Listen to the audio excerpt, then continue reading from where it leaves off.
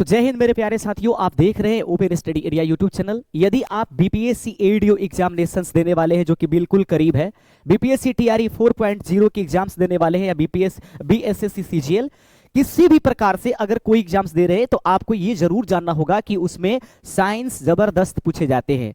तो साइंस अभी फिलहाल हम बीपीएससी एडीओ की मैराथन क्लास को लेकर के चल रहे हैं, लेकिन टीआरई 4 वाले इसको जरूर देखेंगे क्योंकि कंपटीशन हल्का सा एक चैप्टर दो चैप्टर इधर उधर रहता है। मैं उसको समझा रहा हूं आपको। देखिएगा, मेरे पास अपने बनाए हुए नोट्स हैं जो कि मैं आपको दिखा रहा हूं आपके स्क्रीन पर। ये नोट्स हैं मेरे बनाए हुए जो कि बीपीएससी एडीओ टीआरई 4.0 इत्यादि से संबंधित है। यह नोट्स हर जगह काम कर जाता है, हर तरह से काम करता है। तो आज के सेशन में तैयार हो जाइए, हम साइंस संपूर्ण जो है उसका महामैराथन लेकर के चल रहे हैं। ऐसे तो दोस्तों फिजिक्स, केमिस्ट्री और बायो से संबंधित आपके एग्जाम्स में क्वेश्चंस आएंगे, लेकिन चूंकि कंटेंट ज्यादा पढ़ना है इसलिए आज के इस पूरे महामैराथन में हम लोग फिजिक्स के संपूर्ण फिजिक्स हम लोग अध्ययन करते जाएंगे। जो एनसीईआरटी एससीईआरटी पर संबंधित होगा उसी पर आधारित ये नोट्स बनाए गए हैं। तो बने रहिएगा आप हमारे साथ शुरू से अंत तक। बिल्कुल वीडियो को बिल्कुल भी किसी प्रकार से पॉज नहीं करिएगा, आगे नहीं भागिएगा, वरना धोखा में आप पड़ेंगे। सबसे पहले जरूरत होती है रणनीति। रणनीति तो आप तैयार कर ली है, अब रणनीति के लिए समय बचा कहां।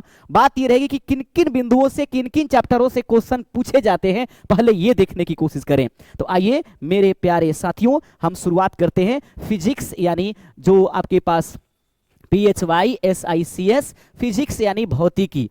आज हम लोग पूरे संपूर्ण भौतिकी देखेंगे, याद रखिएगा। और भौतिकी में हम लोग को क्या क्या पढ़ने हैं, सबसे पहले ये जरूरत है। सबसे पहले हम लोग को पहला नंबर चैप्टर पढ़ना है भौतिक राशियां एवं मापन। याद रखेंगे, भौतिक राशियां, और उसके बाद क्या पढ़ने हैं, भौतिक राशियां एवं माप, एवं हम लोग माप पढ़ेंगे। माप उसके बाद आपके पास देख लेंगे माप या मात्रक। याद रखेंगे यहां पर आप याद रखेंगे कि भौतिक राशियां एवं उसके माप और मात्रक पढ़ेंगे। दूसरा नंबर जो चैप्टर होगा वह होगा कार्य, ऊर्जा एवं शक्ति। गौर से देखिएगा, कार्य, ऊर्जा एवं क्या पढ़ेंगे, शक्ति। याद रखेंगे दूसरा नंबर चैप्टर कार्य, ऊर्जा एवं शक्ति के बारे में बताया गया है। तीसरे नंबर चैप्टर आपके पास क्या आ सकते हैं, वो आपको बताया गया है कि हम गुरुत्वाकर्षण से संबंधित क्वेश्चन पूछेंगे, गुरुत्वाकर्षण से संबंधित प्रश्न रहेगा। चौथे नंबर जो होगा आपके पास वह होगा ऊष्मा। याद रखेंगे ऊष्मा, और एक मतलब वंडर होता है पांचवा नंबर, वो है प्रकाश। प्रकाश तो छूट नहीं सकता किसी भी कंपटीशन के लिए, आप देख लीजिए। पांचवें नंबर जो चैप्टर होगा, पांचवा प्रकाश हो गया। छठे नंबर जो होगा वो मानव नेत्र होगा। मानव नेत्र यानी कि हम लोग ह्यूमन आईज पढ़ेंगे। सातवां नंबर जो कंटेंट होगा उसको हम लोग तरंग जानेंगे, सातवें नंबर तरंग। उसके बाद आठवां नंबर एक पॉइंट हम लोग जोड़ लेंगे, ध्वनि भी आपको पढ़ना है, तरंग यानी कि ध्वनि। याद रखेंगे ध्वनि को हम लोग तरंग से पहले पढ़ लेंगे। और 9वां नंबर अगर पॉइंट हम इसमें जोड़ देंगे विद्युत धारा, तो एक कंप्लीट सॉल्यूशन हो जाती है। फिर उसके बाद किसी कंपटीशन के लिए कुछ देखने की आवश्यकता नहीं पड़ेगी। तो आप बने रहिएगा हमारे साथ, और हम लोग शुरुआत करेंगे आज भौतिक राशियां एवं माप से लेकर के हम लोग कम से कम ये 9वां नंबर जो पॉइंट होने जा रहा है विद्युत धारा। हालांकि विद्युत धारा के बारे में ऐसे बीपीएससी एडीओ ने नहीं कहा है, लेकिन हम एक पॉइंट जोड़ देते हैं तो आपका टीआरई 4 भी बेहतर हो जाएगा, तो इसलिए ध्यान रखिएगा। तो हम शुरुआत करेंगे मेरे प्यारे साथियों, और वो होगा पहला नंबर चैप्टर भौतिक राशियां। याद रखेंगे बिल्कुल यह एक प्रकार का लेक्चर वीडियो होगा, और आप जरूर ध्यान देखिएगा, बहुत मजा आने वाला है। सबसे पहले हम उस को हटा देते हैं जो हमारे लिए आवश्यक नहीं है। आइए, तो सबसे पहले हम जो नोट्स हमारा है उसमें से हम लोग निकालना शुरू करते हैं। नोट्स में हम लोग को जो पढ़ना है उसको गौर से देखिएगा। सबसे पहले बहुत जरूरी चीज, और वो ये है दोस्तों, यहां से हम लोग लिखेंगे भौतिक राशियां। याद रखेंगे भौतिक राशियां, एकदम हम हट जाएंगे आप लोगों के लिए स्क्रीनशॉट लेने के लिए। भौतिक राशियां, इसे हम लोग क्या कहते हैं, इसे हम लोग फिजिकल क्वांटिटी कहते हैं। समय उतना ज्यादा नहीं है इसलिए अंग्रेजी में आगे नहीं लिखेंगे, जहां जरूरत पड़ेगी वहां लिखेंगे भौतिक राशियां। भौतिक राशियां किसे कहेंगे दोस्तों, भौतिकी के कोई भी नियम होगा। भौतिकी जैसे कि चलना हुआ, चले तो क्या किए, हमने दूरी को कवर कर लिया। किसी चीज को माप रहे हैं तो लंबाई को हमने कवर कर लिया, ठीक है। इस तरीके से ऐसे हमने ऐसे कर दिया तो इस प्रकार से बल लगाया। ये सभी भौतिकी के नियम है। जब इन्हीं भौतिकी के नियमों को छोटे छोटे पदों में हम व्यक्त कर देते हैं तो उन्हें भौतिक राशियां कहते हैं। बात क्लीन, ज्यादा कुछ नहीं होने वाला है। अब रही बात की भौतिक राशियां दोस्तों कितने प्रकार की होती हैं। अब देखिएगा भौतिक राशि, जैसे कि आप उदाहरण में भौतिक राशि के क्या क्या ले सकते हैं, आइए जरा एक दो लिख लेते हैं। जैसे लंबाई एक प्रकार की भौतिक राशि है। जैसे दूरी एक प्रकार की भौतिक राशि है, जैसे द्रव्यमान एक प्रकार की भौतिक राशि है, जैसे वेग एक प्रकार की भौतिक राशि है। ये सभी भौतिक राशियों के अपने उदाहरण है। लेकिन इसमें कुछ भौतिक राशियां हैं दोस्तों जो बनी बनाई हुई हैं, इसलिए भौतिक राशियों को दो रूपों में बांटेंगे। एक होगा मूल राशि, क्या बोलेंगे, मूल राशि, और उसके बाद दूसरा होगा व्युत्पन्न राशि। पूछा जा सकता है कि भौतिक राशियां कितने प्रकार की होती हैं, ऐसे कंडीशंस में आप बताने की कोशिश करें। भौतिक राशियां दो प्रकार की होती हैं, मूल राशि और उसके बाद क्या, व्युत्पन्न राशि। दोस्तों मूल राशियों की संख्याएं कितनी होती है, 7 होती है, ठीक है। व्युत्पन्न राशियों की संख्याएं कितनी होती है, अनंत, क्योंकि यह बनाई जाती हैं, याद रखेंगे। तो मूल राशि की संख्या कितनी है, 7। लेकिन दोस्तों 1960, याद रखेंगे 1960 तक मूल राशियों की संख्याएं कुल कितनी थी, 6 थी, याद रखेंगे। मूल राशियों की संख्या 1960 तक 6 थी। बाद में जाकर के 1971 ईस्वी में जो है एक और भौतिक राशि जोड़ी गई, ठीक है, एक और भौतिक राशि जोड़ी गई। इस प्रकार से वर्तमान में मूल राशियों की संख्या पूछी जाएगी कि कितनी है, तो आप बताएंगे इनकी संख्याएं 7 है, याद रखेंगे। 1971 में जोड़ी जाती है 7वां मूल राशि। अब देखेंगे ये सभी के सभी जो 7 मूल राशि है, इसको जानने की कोशिश करेंगे। सबसे पहले आप समझते हैं लंबाई हो जाएगा, लंबाई पहली मूल राशि है। दूसरा नंबर क्या हो जाएगा, द्रव्यमान। देखिएगा मैं बता रहा हूं कैसे। द्रव्यमान के बाद तीसरा नंबर क्या हो जाएगा, समय। समय के बाद चौथा नंबर क्या हो जाएगा, तापमान। तापमान के बाद अगला नंबर क्या हो जाएगा आपके पास, मान लीजिए 5वें नंबर विद्युत धारा, ठीक है, विद्युत धारा हो जाएगा। विद्युत धारा के बाद अगर हम लोग चलेंगे 6ठा नंबर, तो ज्योति तीव्रता हो जाएगा, याद रखेंगे, ज्योति तीव्रता। और अंतिम नंबर कौन सी होती है, तो 7वां नंबर होता है पदार्थों का परिमाण। यही पदार्थों का परिमाण जो है 7वां मूल राशि है, जिसको परिमाण, जिसको अंत में जोड़ा गया है। तो याद रखेंगे मूल राशियां दो, भौतिक राशियां दो, मूल राशियां और व्युत्पन्न राशि। मूल राशियों की संख्याएं कितनी है, अभी वर्तमान में 7 है। लेकिन पूछा जाएगा कि व्युत्पन्न राशियों की संख्याएं कितनी है, तो अनंत है। देखिएगा ये जो होती है ना, क्वेश्चन पूछा जा सकता है आपसे कि मूल राशि का मतलब क्या हुआ, तो आपको बस याद रखना है मूल राशि किसी की भी सहायता नहीं लेती है। अर्थात तो वे सभी भौतिक राशियां जो बनी बनाई होती हैं, जिनको बनाने की आवश्यकता नहीं होती है, उसे मूल राशि कहेंगे। सीधा बात कि जो अन्य राशियों पर डिपेंड नहीं करे उसे डैश कहते हैं, मूल राशि कहते हैं। जो अन्य राशियों पर डिपेंड करेगी उसे व्युत्पन्न कहेंगे, और व्युत्पन्न को ड्राइव्ड क्वांटिटी के नाम से जानते हैं। मूल राशि को हम लोग फंडामेंटल क्वांटिटी के नाम से जानते हैं। उम्मीद करते हैं कि इतना बिंदु तो आपको समझ में आ ही गया होगा। आगे देख लेंगे। अब आगे चलेंगे ना, तो हम लोग और भी कुछ चीजें आएंगी आपके पास बाद में चल करके, जो ये आपके पास हुआ। अब देखिएगा इस दुनिया में जो राशियां हैं वो क्या ही होगी, अलग अलग प्रकार से। इन राशियों को मापने के लिए, याद रखेंगे, इन राशियों को मापने के लिए कुछ ना कुछ चीजें बनाई गई। एक मानक माप बनाया गया, उसी को हम लोग क्या कहते हैं, मात्रक कहते हैं। ये कैसी होती है, मानक होती है, याद रखेंगे। मानक माप को क्या कहते हैं, मात्रक। तो याद रखेंगे मात्रक कितने प्रकार के होंगे, जैसे राशियां 2 प्रकार की, मूल राशि और क्या, व्युत्पन्न राशि, वैसे ही मात्रक 2 प्रकार के। जो मूल राशियों को माप दे उसे मूल मात्रक कहते हैं, याद रखिएगा, मूल मात्रक कहते हैं।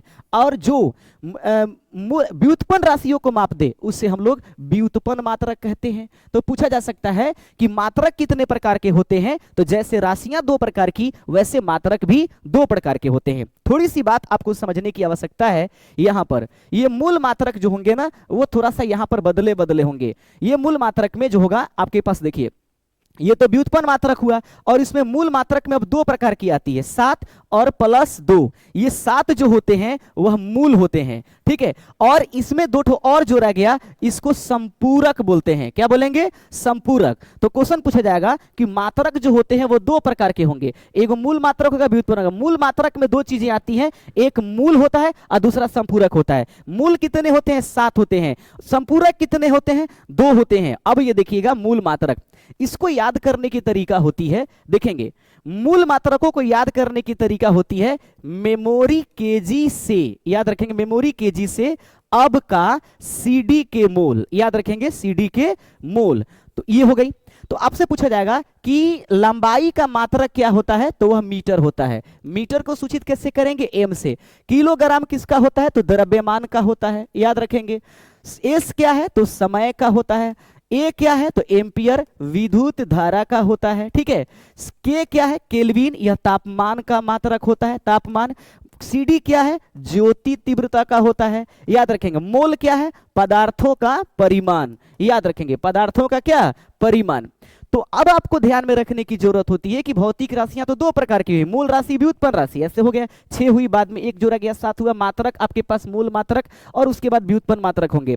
मूल मात्रक में दो चीजें आती है, 1971 जो हुआ उसमें एसआई यूनिट के तहत, याद रखें मैं आगे बता रहा हूं आपको कि एसआई यूनिट क्या होती है, ठीक है। इसमें 7 मूल मात्रक होते हैं और संपूरक मात्रक 2 होते हैं। 7 मूल मात्रक क्या है मेमोरी केजी से अब का सीडी के मोल, याद रखेंगे। मीटर उसके बाद द्रव्यमान है, समय है, विद्युत धारा, तापमान, ज्योति तीव्रता, पदार्थों का परिमाण।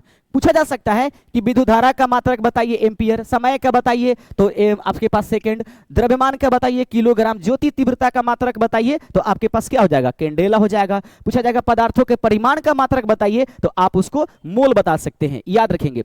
जब इन्हीं में से किसी की कुछ के एक से अधिक को जोड़ देते हैं तो नया राशि तैयार होता है, यानी इनमें से जब जोड़ देंगे तो नया राशि तैयार होगा। जैसे अब मान लीजिए कि मीटर को ले लिया, ठीक है, और इस सेकंड को ले लिया तो ऐसा बन गया मीटर प्रति सेकंड। यह मीटर प्रति सेकंड क्या है, यह दोस्तों वेग या चाल का मात्रक होता है, वेग या क्या चाल का। तो जैसे अनंत होती है इसमें, जैसे वेग हो गया, ठीक है, उसके बाद चाल हो गया, देख रहे हैं ये सभी, उसके बाद त्वरण हो गया, ठीक है, त्वरण हो गया। तो ये सभी जो होती है ना व्युत्पन्न होती है, इन्हीं से लेकर के इनको बनाया गया होता है, देख लेंगे। उसी तरीके से मूल मात्रक, मूल मात्रकों की सहायता से जो मात्रक बनाए जाएंगे उन्हें व्युत्पन्न मात्रक कहेंगे।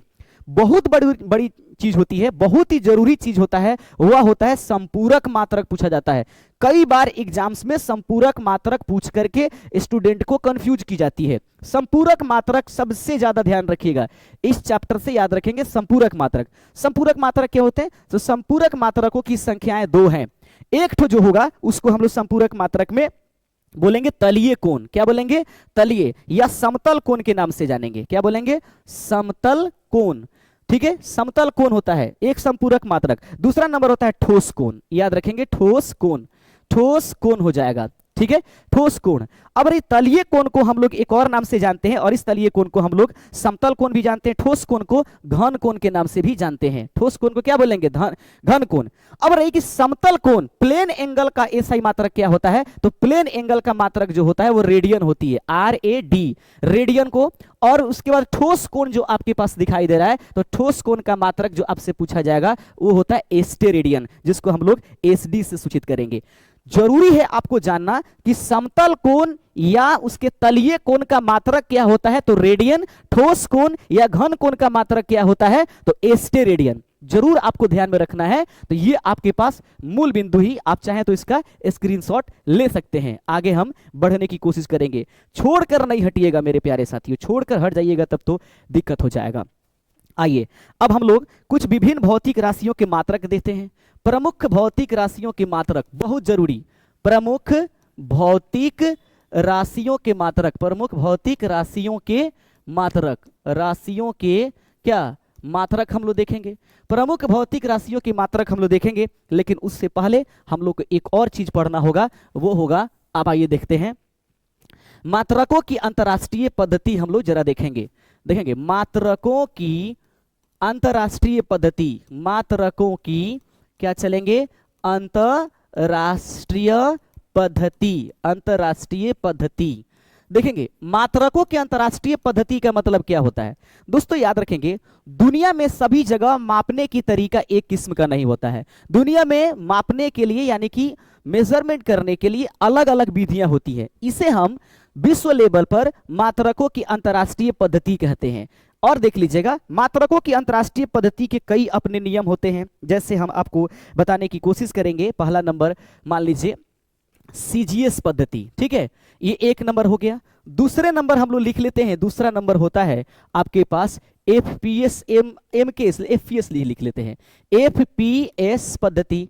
तीसरा नंबर होता है आपके पास, देख लीजिए, इसको बोलेंगे MKS पद्धति, क्या बोलेंगे MKS पद्धति, ठीक है। उसके बाद चौथा नंबर आपके पास होता है SI यूनिट, ठीक है, SI यूनिट। सभी को ध्यान से देखिएगा कैसे होते हैं और क्या होते हैं, जरा गौर से आप समझते चलिए।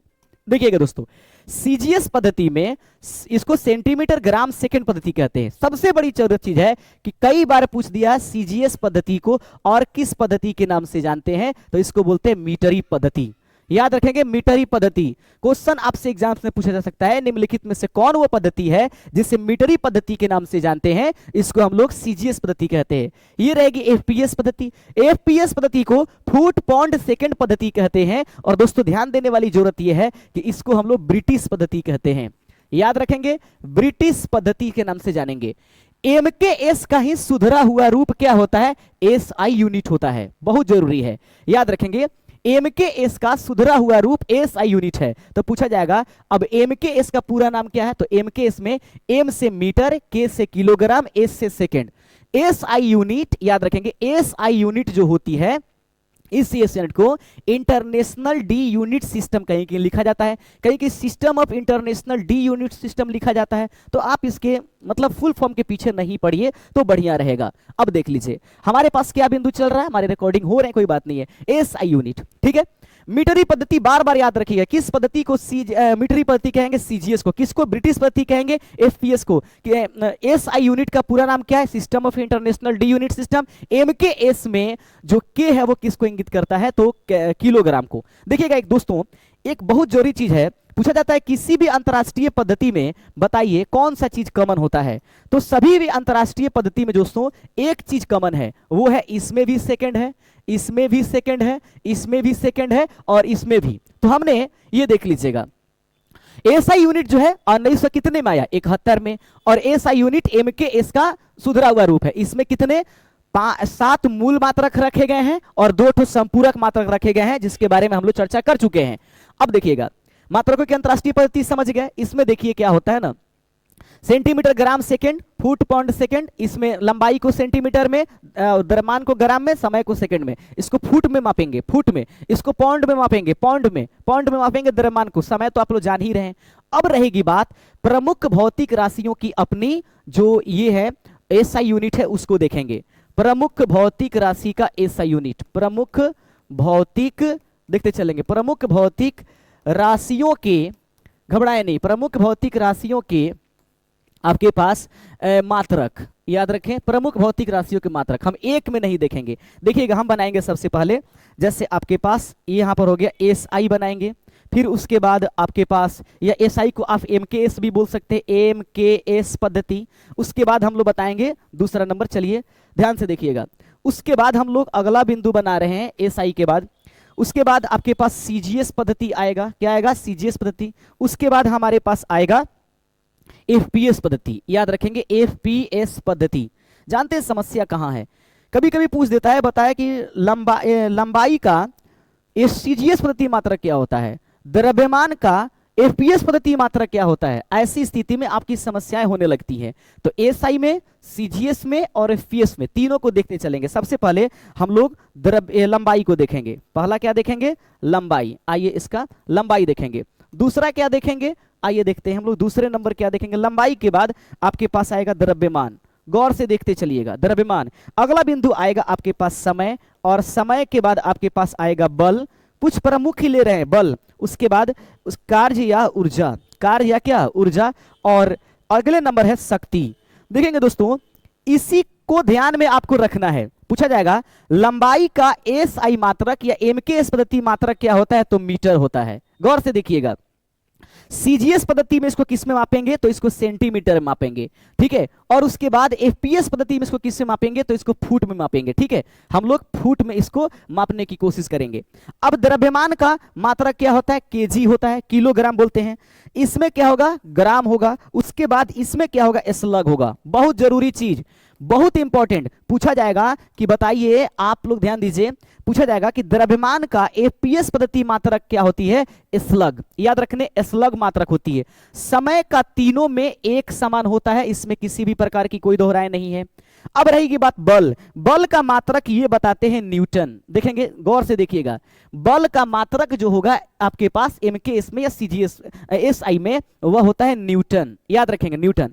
सीजीएस पद्धति बल का मात्रक क्या देता है? तो सीजीएस पद्धति बल का मात्रक डाइन देता है। क्या देता है? डाइन। तो पूछा जाएगा सीजीएस पद्धति में बल का मात्रक क्या होता है? डाइन होता है, और 1 न्यूटन में 10 के पावर 5 डाइन जो होता है 10 के पावर 5 डाइन मान होता है।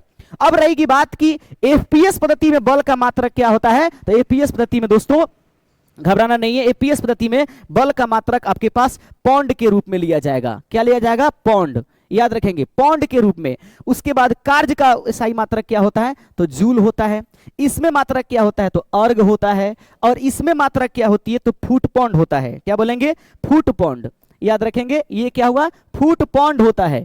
अंतिम नंबर आता है शक्ति। शक्ति का SI मात्रक क्या होता है?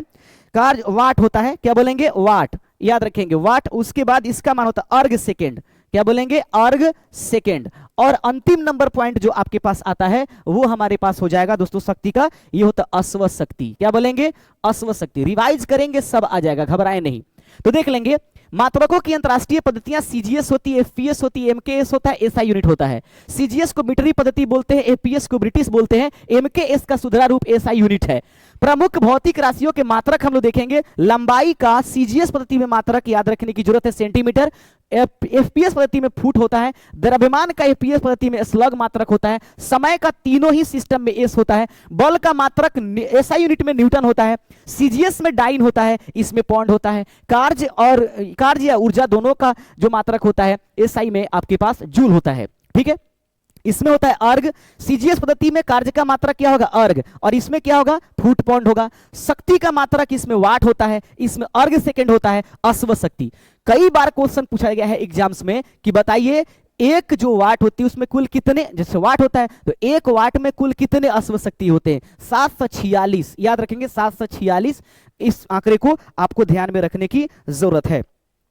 अन्य कुछ मात्रक है जिसको एग्जाम्स में पूछे गए हैं। अन्य मात्रक है जैसे घनत्व। याद रखेंगे, घनत्व का मात्रक जो होता है वह होता है, जैसे घनत्व बराबर द्रव्यमान बटा आयतन होता है तो केजी प्रति मीटर क्यू होता है। एक और आपके पास आ जाएगा, दाब का मात्रक क्या हो जाएगा? दाब का मात्रक न्यूटन प्रति मीटर स्क्वायर होता है। कोई परेशानी आपको होने वाला नहीं होना चाहिए। संवेग का मात्रक पूछा जाता है। हालांकि दोस्तों संवेग एक सदिश राशि है। संवेग का मात्रक किलोग्राम मीटर प्रति सेकंड होती है। अगला होता है ऊर्जा, तो आप लोग जान ही गए। शक्ति का मात्रक जान ही गए। एक आवेग आता है। कई बार पूछा जाता है कि आवेग का मात्रक बताइए, तो न्यूटन सेकंड होता है। आवेग का मात्रक क्या बताया जाएगा? Newton second. आपको ध्यान में रखने की जरूरत है। उम्मीद करता हूं कि दोस्तों जो कुछ भी मैं यहां पर लिखने की कोशिश कर रहा हूं वो सब आपके लिए जरूरी है, और ध्यान रखेंगे, इसको पढ़ते चलिए, लगातार लेक्चर वीडियो देखेंगे, आपका काम हो जाएगा। अन्य कुछ है जैसे प्रकाश वर्ष, बहुत बार पूछा गया है। प्रकाश वर्ष किसे कहते हैं? दोस्तों प्रकाश वर्ष जो होती है ना, तारों के बीच की दूरी इतनी ज्यादा होती है कि उनको हम लोग सामान्य स्केल से नहीं माप सकते हैं। उन्हें मापने के लिए एक स्केल प्रयोग की जाती है जो प्रकाश वर्ष कहलाता है। एक प्रकाश वर्ष का मतलब होता है कि कोई प्रकाश की किरण साल भर में जितना दूरी तय करके आएगी ना 365 दिन में, उसके मान को एक प्रकाश वर्ष कहा जाता है। कई बार पूछा जाता है प्रकाश वर्ष किसका मात्रक है? तो याद रखेंगे प्रकाश वर्ष दूरी का मात्रक है। कई बार इसको ध्यान में रखिएगा, प्रकाश वर्ष किसका मात्रक है? दूरी का यह मात्रक है। ऐसा नहीं कि प्रकाश बना दीजिए। अब रही बात कि एक प्रकाश वर्ष कितना होता है? एक प्रकाश वर्ष, याद रखेंगे एक प्रकाश वर्ष का मान कितना होगा, ये देखेंगे। एक प्रकाश वर्ष देखेंगे, इसको दो प्रकार के आंकड़े होते हैं, किलोमीटर में होता है और मीटर में होता है। याद रखेंगे 9.46 गुने 10 के पावर 15 अदर लिख दिया जाए तो मीटर प्रति सेकंड होगा। ठीक है, और यही जब हम लोग इसके 2-3 जीरो और कम कर दें तो 9.46 गुने 10 के पावर 12 और ये बदल जाएगा किलोमीटर प्रति सेकंड। याद रखेंगे, ये आपके पास प्रकाश के लिए आपके पास मात्रक हो जाएगा। दूरी का सबसे बड़ा मात्रक क्या होती है? ये जरूरी होता है। कई बार पूछा जाता है दूरी का सबसे बड़ा मात्रक, दूरी का सबसे बड़ा मात्रक, दूरी का सबसे बड़ा मात्रक हम लोग देखेंगे। दूरी का सबसे बड़ा मात्रक क्या होगा मेरे प्यारे साथियों? दूरी का सबसे बड़ा मात्रक पारसेक होता है। क्या होगा? पारसेक। पारसेक क्या है? तो दूरी की सबसे बड़ी मात्रक है, उससे बड़ा दूरी का कोई मात्रक नहीं हो सकता है, जिसे हम और आप पारसेक के नाम से जानते हैं। अब दोस्तों रही बात कि एक पारसेक में मान कितने होते हैं, याद रखेंगे एक पारसेक में मान आपको ध्यान में रखने की आवश्यकता है। एक पारसेक बराबर देखेंगे, एक पारसेक, पारसेक क्या है? दूरी की मापने की इकाई है। एक पारसेक में मान कितना होता है? तो एक प्रकाश में 3.26 प्रकाश वर्ष होता है। कितने प्रकाश वर्ष बराबर? देखेंगे कितने प्रकाश वर्ष बराबर एक पारसेक होता है? तो 3.26 जो प्रकाश वर्ष होता है उसको एक पारसेक के नाम से जानते हैं, और यह दूरी की सबसे बड़ी मात्रा के रूप में जानी जाती है। उम्मीद करते हैं दोस्तों कि हर एक बिंदु आपको समझ में आ रहा होगा। अगला बिंदु है इंपॉर्टेंट, हम लोग देख रहे हैं, देखिएगा इंपॉर्टेंट एक और है, जैसे तरंग दैर्ध्य का मात्रक पूछा जाता है। तरंग दैर्ध्य का मात्रक क्या है? तो तरंग दैर्ध्य का मात्रक एंगस्ट्रम होती है। क्या होता है? एंगस्ट्रम। एंगस्ट्रम को सूचित कैसे करेंगे? ए पर मूड़ी पर ही इसका 0 लगा दीजिएगा, एंगस्ट्रम हो जाएगा। कई बार पूछा जाता है एक एंगस्ट्रम बराबर कितना होता है? तो एक एंगस्ट्रम बराबर मीटर में होता है 10 के पावर आपके पास -10 मीटर पूछा जाएगा। प्रकाश वर्ष क्या है? दूरी का मात्रक एक प्रकाश 9.46, 9.46 को 10 के पावर मीटर आपके पास मीटर में और किलोमीटर में अलग अलग है। दूरी का सबसे बड़ा मात्रक पारसेक, एक पारसेक में कितने प्रकाश वर्ष? 3.26 प्रकाश वर्ष। तरंग दैर्ध्य क्या है? तरंग दैर्ध्य का मात्रक जो होती है एंगस्ट्रम होता है। एक एंगस्ट्रम बराबर 10 के पावर -10 मीटर होते हैं। जरूरी जो होगा वही हम लोग बात करेंगे, पारसेक हम लोग देख लेंगे। आइए एक और देख लेते हैं, जैसे कि अन्य महत्वपूर्ण है, एक है बैरल। पूछा जाएगा बैरल किसकी मात्रक है? कच्चे तेल को खरीदने के लिए जिन चीजों की आवश्यकता पड़ती है, कच्चे तेल को खरीदने के लिए जो मात्रक यूज करेंगे उससे हम लोग बैरल कहेंगे। ठीक है, बैरल कच्चे तेल का खरीद बिक्री, कच्चे तेल का खरीद या बिक्री जिस यूनिट के द्वारा होती है उसे बैरल कहते हैं। ये बैरल जो है गैलन में तब्दील होती है। पूछा जाएगा भारत में एक बैरल में कितने गैलन होते हैं? 159 गैलन। याद रखेंगे 159 गैलन बराबर कितना होता है? एक बैरल के नाम से हम लोग जानते हैं। उसके बाद और भी आ जाएगा ओजोन। ओजोन का मात्रक क्या माना जाएगा? ओजोन का मात्रक कई बार पूछा गया एग्जाम्स में। तो ओजोन का मात्रक क्या होता है? याद रखेंगे ओजोन का मात्रक डॉब्सन होता है। याद रखेंगे डॉब्सन किसकी मात्रक होती है? तो ओजोन की मात्रक होती है। डॉब्सन किसकी मात्रक होती है? ओजोन की मात्रक होती है। अब आगे हम लोग देखेंगे क्यूसेक। क्यूसेक एक होता है क्यूसेक। क्यूसेक किसकी मात्रक होती है? तो नदियों में जल प्रवाह, याद रखेंगे नदियों में जल प्रवाह मापा जाता है। नदियों में, याद रखेंगे नदियों में जल प्रवाह किसके द्वारा मापी जाती है? क्यूसेक से। तो क्यूसेक किसकी मात्रक होती है? तो मेरे प्यारे साथियों आपको ध्यान में रखना है, क्यूसेक जो है नदियों में जल प्रवाह मापने के लिए हम लोग प्रयोग करेंगे। बार क्या है? कई बार क्वेश्चन पूछा जाता है बार किसकी मात्रक है? दाब मापने के लिए जो यूनिट हम लोग प्रयोग करेंगे उसे हम लोग बार के नाम से जानेंगे। कार्य का उष्मा का मात्रक होती है। एक होता है थर्म, बहुत जरूरी है।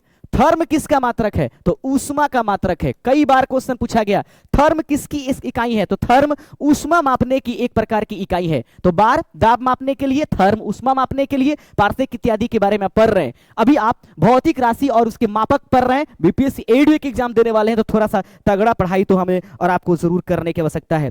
हर्स पावर किसकी मात्रक है? तुरंत बताया, शक्ति का मात्रक होती है एक हर्स पावर में कितने वाट होते हैं? सॉरी, एक हर्स पावर, थोड़ा सा वहां पर हल्का सा कुछ मिस्टेक हुआ है, एक हर्स पावर में 746 वाट होते हैं। याद रखेंगे कई बार पूछा गया एक हर्स पावर में कुल कितने वाट होते हैं? एक हर्स पावर में 746 वाट के रूप में हम लोग जानते हैं। थर्म देख लीजिए, हर्स पावर देख लीजिए। एक होता है आपको मैक संख्या, बहुत जरूरी। मैक क्या है? मैक याद रखेंगे, मैक क्या है? बहुत इंपॉर्टेंट है, बहुत जरूरी। मैक किसका मात्रक होता है? अति तीव्र चाल मापने के लिए। याद रखेंगे अति तीव्र चाल मापने के लिए किस यूनिट का प्रयोग करेंगे? तो अति तीव्र चाल मापने के लिए जिस यूनिट का प्रयोग करेंगे उसे मैक कहते हैं। और मैक का अजीब सा चीज, अति तीव्र चाल मापने के लिए वायुमान की जो चाल होती है, वायुयान, याद रखेंगे वायुयान की चाल किस में मापी जाती है? तो मैक संख्या में मापी जाती है, बहुत जरूरी होती है। तो ये आपको ध्यान में रखने की जरूरत होती है कि मैक किसकी है। वायुयान की चाल मापने के लिए ध्वनि की चाल भी मैक में मापी जाती है। याद रखेंगे मैक को आगे तोड़ते हैं। मैक, एक मैक कितना होता है? एक मैक, तो एक मैक ध्वनि की चाल को कही जाती है।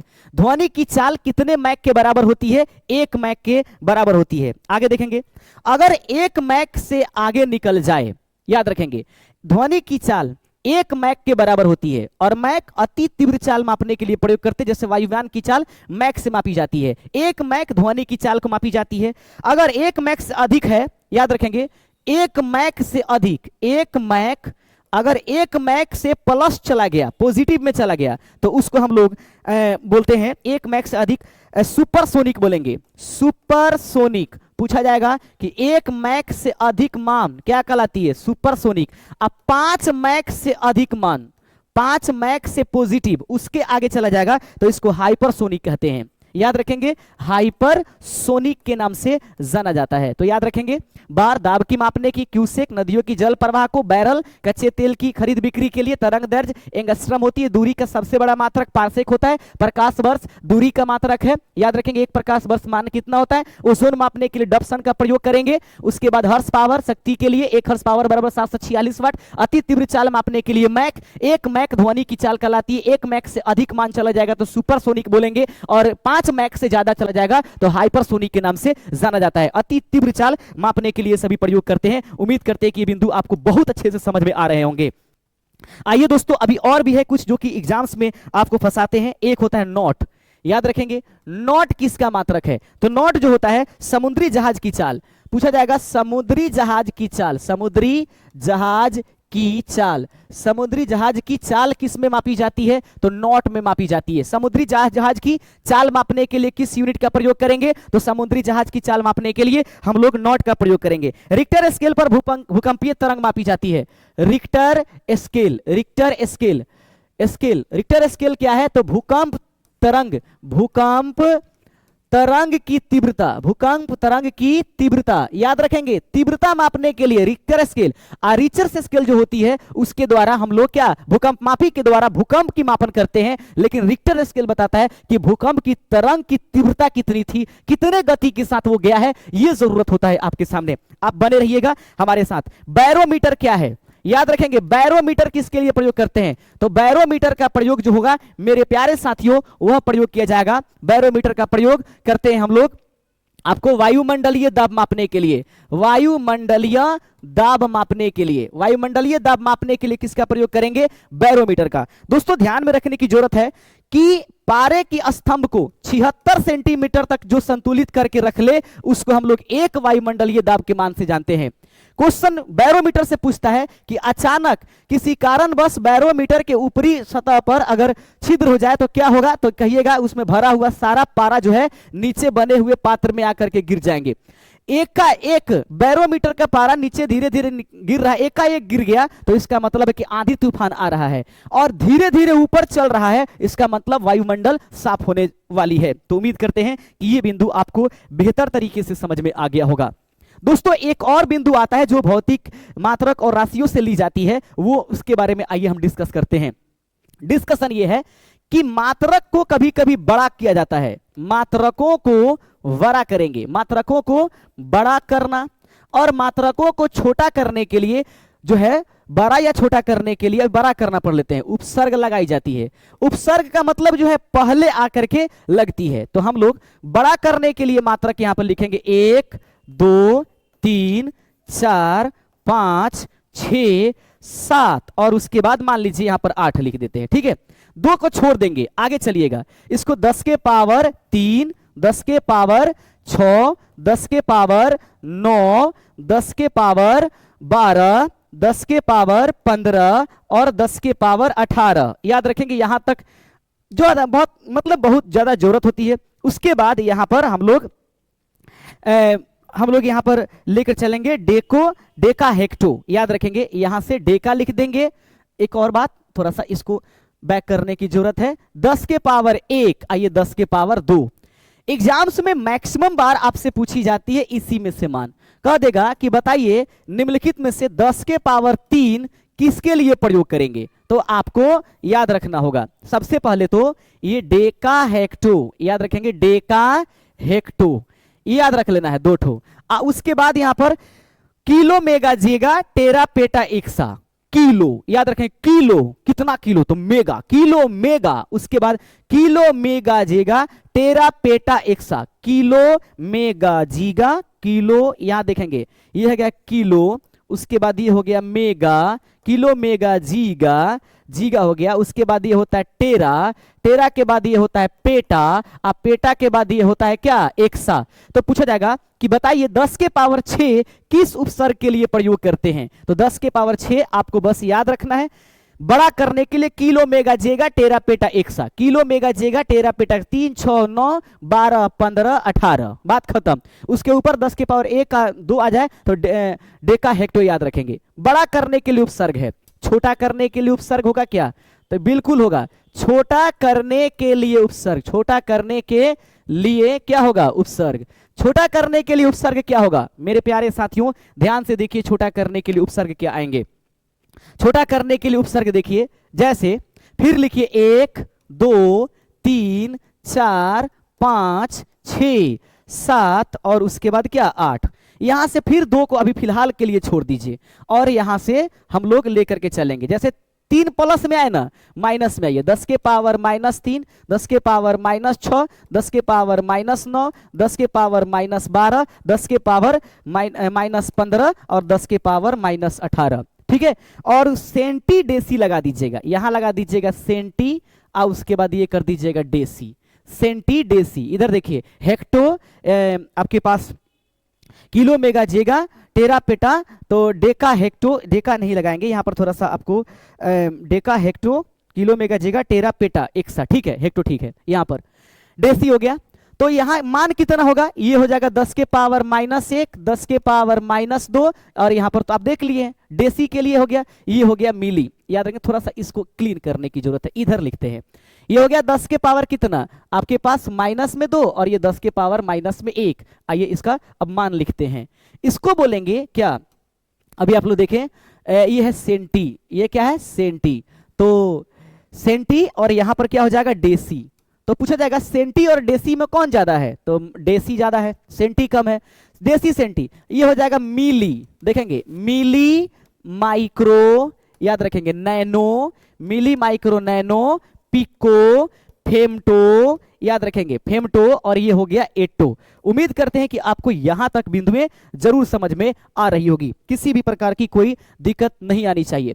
तो याद रखेंगे आपके पास उपसर्ग ये बड़ा करने के लिए छोटा करने के लिए इसमें से भी क्वेश्चंस दिया जाता है। उम्मीद करते हैं दोस्तों कि यहां तक आपको बिंदुएं समझ में आ जाएंगी, छोटी मोटी चीजें और भी हल्का सा इसको जरा देख लीजिए, एग्जाम्स में पूछे जाते हैं। प्रश्न है, कुछ युक्तियां आती हैं, पूछा जाता है कि निम्नलिखित में से इस युक्ति का प्रयोग किसके लिए करते हैं, जैसे ओडोमीटर, देखेंगे ओडोमीटर द्वारा क्या मापी जाती है, प्रश्न देखेंगे ओडोमीटर, तो ओडोमीटर मापेगा वाहन द्वारा तय की गई दूरी, याद रखेंगे वाहन द्वारा तय की गई दूरी, तय की गई दूरी। पूछा जाएगा वाहन द्वारा तय की गई दूरी किसके द्वारा मापते हैं, ओडोमीटर से। उसके बाद ऑडियोमीटर होता है, ऑडियोमीटर, याद रखेंगे ऑडियोमीटर। पूछा जाएगा ऑडियोमीटर से क्या मापेंगे, तो ऑडियोमीटर से ध्वनि की हम लोग ये निकालते हैं, ध्वनि की तीव्रता, याद रखें ध्वनि की तीव्रता मापने के लिए किस युक्ति का प्रयोग करेंगे, ध्वनि की तीव्रता, ध्वनि की तीव्रता मापने के लिए किस युक्ति का प्रयोग करेंगे, ऑडियोमीटर का। ऑडियोमीटर क्या मापता है, वाहन द्वारा तय की गई दूरी। एक और होता है कि स्पीडोमीटर क्या मापता है, तो स्पीडोमीटर के द्वारा स्पीड मापा जाएगा, समझ लीजिए स्पीड को मापा जाएगा, ये उम्मीद रखेंगे। लक्स मीटर का भी कभी पूछा जाता है, लक्स मीटर, थोड़ा सा इसका कलर चेंज कर दीजिए, अच्छा नहीं लग रहा होगा। आइए देख लेते हैं, हम लोग यहां से इसको क्लीन करते हैं। लक्स मीटर क्वेश्चन पूछा जाता है, लक्स मीटर का प्रयोग किसके लिए करेंगे, तो लक्स मीटर का प्रयोग जो होगा वह हम लोग करेंगे दोस्तों आपके पास प्रकाश की तीव्रता, प्रकाश की तीव्रता मापने के लिए, प्रकाश की तीव्रता मापने के लिए किसका प्रयोग करेंगे, लक्स मीटर का। चौथा नंबर क्वेश्चन है हाइग्रोमीटर, लैक्टोमीटर देख लेंगे, एक बार क्वेश्चन देख लीजिए, लैक्टोमीटर का प्रयोग किसके लिए करेंगे, दूध की शुद्धता मापने के लिए, याद रखेंगे दूध की शुद्धता मापने के लिए किसका प्रयोग करते हैं, लैक्टोमीटर का। पांचवा नंबर एक जरूरी है हाइड्रो, एक होता है हाइग्रोमीटी, हाइग्रोमीटर, याद रखेंगे हाइग्रो, घबराइएगा नहीं, याद रखेंगे हाइग्रोमीटर। तो हाइग्रोमीटर के द्वारा वायु की आर्द्रता मापी जाती है, वायु की आर्द्रता, ह्यूमिडिटी नापी जाती है, आर्द्रता, आर्द्रता मापी जाती है। उसके बाद फिर हम लोग अगला देख लेते हैं, अगला बिंदु क्या है। एक हाइग्रोमीटर होता है और एक होता है हाइड्रोमीटर, याद रखेंगे हाइड्रो। तो हाइग्रो जो एक समान है ना उसी को लेकर चल रहे हैं हाइग्रोमीटर। हाइग्रोमीटर मापेगा वायु की आर्द्रता, हाइड्रोमीटर क्या मापेगा तरल पदार्थ का सापेक्ष घनत्व। तरल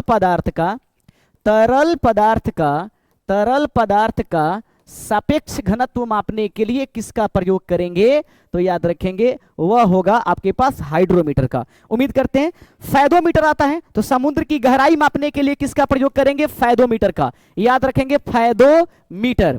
फैदोमीटर के द्वारा क्या मापी जाती है, समुद्र की गहराई। समुद्र की गहराई पूछा जाएगा, समुद्र की गहराई किसके द्वारा मापी जाती है, फैदोमीटर के द्वारा मापी जाती है। उसके बाद स्फिग्मोमेनोमीटर आप जानते ही हैं, रक्त का चाप निकालने के लिए। स्टेथोस्कोप जो होती है हृदय की ध्वनि सुनने के लिए निकाली जाती है। जरूरी है ऑडोमीटर वाहन द्वारा तय की गई दूरी को, ऑडियोमीटर ध्वनि की तीव्रता को, लक्समीटर के द्वारा प्रकाश की तीव्रता मापते हैं, लैक्टोमीटर के द्वारा दूध की शुद्धता, हाइग्रोमीटर के द्वारा वायु की आर्द्रता मापते हैं, हाइड्रोमीटर तरल पदार्थ की सापेक्ष घनत्व मापते हैं, और फैदोमीटर जो है समुद्र की गहराई मापी जाती है। दोस्तों उम्मीद करेंगे कि यहां तक तो आपको समझ में आ गया होगा। पहला चैप्टर इंड होता है यहीं पर, और हम इसको एक बार रिवाइज कर लेते हैं। पहला भौतिक राशियां एवं मापन पढ़ना था। सबसे पहले देख लीजिए भौतिक राशि मापन में क्या पढ़ना था। भौतिक राशियां दो प्रकार की, मूल राशि, व्युत्पन्न राशि। 1960 तक 6 थी, एक जोड़ दिया गया 1971 में, हो गई 7। तो 7 हो गई। व्युत्पन्न मात्रा की संख्या अनंत होती है। इनको मापने के लिए जिसका प्रयोग करेंगे मात्रक कहेंगे। मात्रक दो प्रकार के, मूल मात्रक, व्युत्पन्न मात्रक। मूल मात्रकों में SI यूनिट के हिसाब से 7 जो होता है ऐसे मूल मात्रक होंगे और 2 संपूरक मात्रक होंगे। सबसे ज्यादा जरूरत है समतल कोण का मात्रक रेडियन, ठोस कोण का मात्रक क्या होता है, वह होता है एस्टेरेडियन। आपको ध्यान में रखने की आवश्यकता है। याद रखेंगे मूल मात्रकों की संख्याएं आपके पास कुल कितनी होती है, 7 होती है। उसको मेमोरी केजी से अब का CD के मोल बताया था। उसके बाद आप लोग को ध्यान में रखने की आवश्यकता है। अगली बिंदु थी मात्रकों की अंतरराष्ट्रीय पद्धतियां CGS होती है, FPS होती है, MKS होती है, SI यूनिट होती है। याद रखेंगे 1971 में SI यूनिट के तहत 7वां जो मूल मात्रक है मोल को जोड़ करके बनाया गया। CGS पद्धति को ब्रिटिश पद्धति बोलते हैं, CGS पद्धति को मीटरी, FPS को ब्रिटिश कहते हैं। और प्रमुख भौतिक राशियों में हम लोग SI यूनिट देखेंगे, CGS देखेंगे, FPS देखेंगे। जैसे कि लंबाई के लिए मीटर होता है तो CGS में सेंटीमीटर होता है, FPS में इसको फुट के नाम से जानते हैं। जरूरी है बल का मात्रक जो होती है SI यूनिट वो क्या होता है, सेकंड होता है। उसके बाद इसका जो ये आपके पास होता है CGS पद्धति में तो डाइन होता है। एक डाइन में एक न्यूटन में कितने डाइन होते हैं बताया था मैंने। पाउंड किसकी मात्रक होती है, बॉल की, या फिर यहां से मापा जाता है स्लग के माध्यम से हम लोग इसको द्रव्यमान को मापने की कोशिश करते हैं। शक्ति का मात्रक वाट, ऊर्जा सेकंड होती है CGS में, अश्व शक्ति होता है FPS में। आगे बढ़ेंगे, कुछ और था इधर देखेंगे। घनत्व का मात्रक किलोग्राम मीटर प्रति क्यू, दाब का न्यूटन प्रति मीटर स्क्वायर, संवेग का किलोग्राम मीटर प्रति सेकंड, आवेग देखेंगे, आवेश नहीं, आवेश का तो मात्रक कूलम्ब होता है, आवेग का न्यूटन सेकंड होता है। देख लेंगे एक प्रकाश वर्ष, प्रकाश दूरी मापने के लिए सबसे बड़ी मात्रा क्या होती है, वह प्रकाश वर्ष होती है। एक प्रकाश वर्ष बराबर 9.46 × 10⁻15। अगर दिया है मीटर प्रति सेकंड में, किलोमीटर में यह 12 हो जाता है। दूरी का सबसे बड़ा मात्रक पार्सेक होती है। एक पार्सेक का मान 3.26 प्रकाश वर्ष होती है। तरंग दैर्ध्य मापने के लिए जो यूनिट का प्रयोग करेंगे उसे हम लोग क्या बोलेंगे, एंगस्ट्रम बोलेंगे। एंगस्ट्रम को स्विच करते ए पर बिंदु डालेंगे और एक एंगस्ट्रम का मान 10⁻−10 मीटर होता है। बैरल कच्चे तेल की खरीद बिक्री होती है। एक बैरल में 159 गैलन होती है। ओजोन का मात्रक डॉप्सन होती है। क्यूसेक का मात्रक जो है, क्यूसेक जो है नदियों में जल की प्रवाह को बताती है। बार दाब मापने के लिए प्रयोग करते हैं। थर्म ऊष्मा मापने के लिए हर्स पावर शक्ति का मात्रक है। 1 हर्स पावर का मतलब 746 वाट होते हैं। मैक अति तीव्र चाल से चलने वाली युक्तियों की मान बताता है। 1 मैक मतलब ध्वनि की चाल 1 मैक मापी जाती है। 1 मैक से आगे जाइएगा सुपरसोनिक, और 5 मैक से आगे जाइएगा हाइपरसोनिक के नाम से हम इसको जानेंगे। अगला बिंदु है नॉट, समुद्री जहाज की चाल जो है वो नॉट से मापेंगे। रिक्टर स्केल से भूकंप की तरंग की तीव्रता मापते हैं। बैरोमीटर वायुमंडलीय दाब मापते हैं। ठीक है, और याद रखें मात्रकों की बड़ा करने के लिए उपसर्ग लगाएंगे जिसको हम लोग kilo mega giga tera peta hexa प्रयोग करते हैं। डेका हेक्टो स्टार्ट करते हैं। छोटा करने के लिए deci centi milli micro nano pico femto atto का हम लोग इस्तेमाल करते हैं। उम्मीद करते हैं दोस्तों कि यहां तक आपको अच्छे से समझ में आ गया होगा। कुछ युक्तियां हैं जिनके द्वारा मात्रक की ली जाती है। ऑडियोमीटर वाहन द्वारा तय की गई दूरी, ऑडियोमीटर के द्वारा ध्वनि की तीव्रता, लक्समीटर प्रकाश की तीव्रता, लैक्टोमीटर दूध की शुद्धता मापती है, हाइग्रोमीटर जो होती है वायु की आर्द्रता, और वहीं पर हाइड्रोमीटर कहेगा तो तरल पदार्थ का सापेक्ष घनत्व निकालते हैं। फैदोमीटर के द्वारा द्वारा समुद्र की गहराई मापते हैं, खत्म होती है भौतिक राशियां एवं उससे संबंधित मात्रकों की एक एक बिंदु को कवर करने की कोशिश किया है। तो उम्मीद करते हैं दोस्तों कि यहां तक आप समझ गए होंगे और जरूरी है कि आपको समझना तो होगा ही। अगला प्रश्न, अगला जो चैप्टर होगा वह इसका होगा कार्य ऊर्जा एवं शक्ति। कार्य ऊर्जा एवं क्या हो जाएगा, कार्य ऊर्जा एवं दोस्तों शक्ति से संबंधित हम लोग चीजों को पढ़ने जा रहे हैं। ये बीपीएससी एडीओ के लिए महामैराथन क्लास, आप लोग साइंस का संपूर्ण साइंस देखने जा रहे हैं जो आपके इसमें है। सबसे पहले कार्य को हम लोग डिफाइन करेंगे। कार्य बराबर क्या होता है, कार्य बराबर बल गुने क्या होता है, विस्थापन। याद रखेंगे कार्य बराबर बल गुने विस्थापन होती है। ध्यान में रखने की जरूरत होती है कि अगर बल और विस्थापन में से जो सामान्य भाषा में कार्य है, जैसे कि हम लोग ईंट को उठा रहे हैं, यहां से कुछ को फेंक रहे हैं या किसी चीज को हम अपने मतलब सिर पर रखे हुए हैं लेकिन ले करके घूम रहे हैं, बल तो लगा रहे हैं लेकिन उसमें किसी भी प्रकार का आप विस्थापन उत्पन्न नहीं कर रहे हैं। जब तक आप बल लगाते रहिए लेकिन विस्थापन नहीं करेंगे तब तक आप कार्य नहीं कर रहे हैं। ये भौतिकी का नियम कहता है। कोई कह देगा कि मान लो कि अपने सिर पर आप 20 केजी का कोई एक बड़ा सा मोटरी रखे हुए जो सामान्य भाषा में लेकर के आप जो है पूरे चारों तरफ घूम करके 20 किलोमीटर से आगे, पूछा जाएगा आपने काम किया? फिजिक्स कहता है काम नहीं किए क्योंकि आपने विस्थापन नहीं किया था, लेकिन आपने काम किया था, ये आपका शरीर जानता है। तो याद रखेंगे बल कार्य क्या है, तो बल गुने विस्थापन। बल और विस्थापन के गुणनफल को कार्य कहते हैं। और कार्य हम लोग सबसे पहले देखेंगे इस कार्य को हम लोग सूचित कैसे करते हैं, W से। W बराबर F डॉट क्या होती है, S होती है। F का मतलब न्यूटन होता है, S मतलब विस्थापन, विस्थापन का क्या होता है, मीटर। तो याद रखेंगे कार्य का एसआई यूनिट जो होता है वह क्या होता है, न्यूटन मीटर होता है, जिसको जूल के नाम से भी जानते हैं। क्या जानेंगे, जूल। याद रखेंगे एक जूल क्या होती है, यदि किसी वस्तु पर 1 न्यूटन का बल लगा दिया और वह वस्तु की दिशा में 1 मीटर तक विस्थापित हो गई, इसके द्वारा गुना किया गया मान 1 जूल के नाम से जाना जाएगा। यानी 1 जूल, जूल किसका मात्रक है, जूल जो है कार्य की मात्रक के रूप में जानी जाती है। आप देख रहे हैं open study area YouTube channel पर महामैराथन क्लास बीपीएससी एडीओ के लिए। चैनल पर नए आ रहे होंगे सब्सक्राइब जरूर कर दीजिएगा, आगे बढ़ने रहिएगा। चलते हैं। अब इसका पूछा जाता है कि कार्य कैसी राशि है, तो कार्य एक प्रकार की अदिश राशि है। मेरे प्यारे साथियों, आपको जानने की जरूरत है कि कार्य कैसी राशि है, तो कार्य एक प्रकार की अदिश राशि है। कार्य का मात्रक क्या होता है, न्यूटन मीटर होता है एसआई में। फिर उसका अगला मात्रक क्या होता है, जूल भी इसको कहते हैं। 1 जूल में कितने होते हैं, 1 न्यूटन बल लगाने पर 1 मीटर की विस्थापन को 1 जूल कहते हैं। अदिश राशि है। इसका जो होता है विमीय सूत्र कभी कभी पूछ देता है, तो याद रखेंगे ml का स्क्वायर t का पावर -2 जो होता है यह उसकी विमीय सूत्र होती है। पूछा जाएगा कार्य का विमीय सूत्र क्या होती है, ml का स्क्वायर t का पावर -2 होता है। याद रखेंगे, यहां तक आपको समझ में आ गया होगा। सीजीएस पद्धति में इसका मात्र पूछा जाता है। कार्य का सीजीएस पद्धति में, कार्य का देखें, कार्य का सीजीएस पद्धति में मात्रक, सीजीएस पद्धति में क्या चलेंगे, मात्रक। कार्य का सीजीएस पद्धति में मात्रक क्या होती है दोस्तों, तो कार्य के सीजीएस पद्धति में मात्रक होती है अर्ग। याद रखेंगे अर्ग। अर्ग क्या होता है, 1 जूल में कुल कितने अर्ग होते हैं, पूछा जाएगा क्वेश्चन। 1 जूल में 10 के पावर 7 अर्ग के रूप में जाना जाता है। मस्ट इंपॉर्टेंट क्वेश्चन आपके सामने है, पूछा जा सकता है कि बताइए 1 जूल में कितने अर्ग होते हैं, 10 के पावर 7 अर्ग होते हैं।